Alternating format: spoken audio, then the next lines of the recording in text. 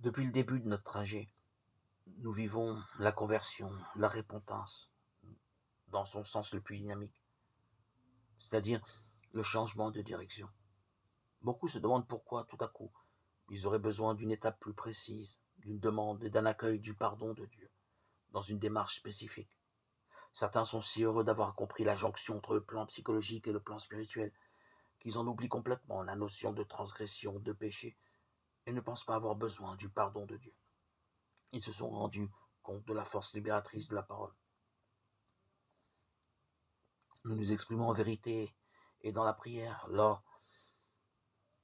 de notre retour à Dieu, lors de notre désir de guérison intérieure, de notre recherche,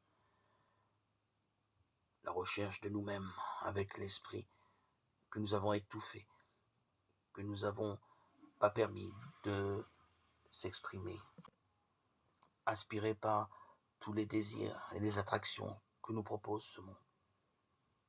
Notre guérison intérieure ne peut se faire. Nous devons vivre une démarche de demande de pardon. Accueillir ce pardon de Dieu pour, au cours de notre trajet, arriver à l'aboutissement qui est de goûter à la vérité, à la joie d'être en communion avec l'Esprit de notre Seigneur, l'Esprit de Dieu, que nous avons si souvent malmené, contrit par nos péchés.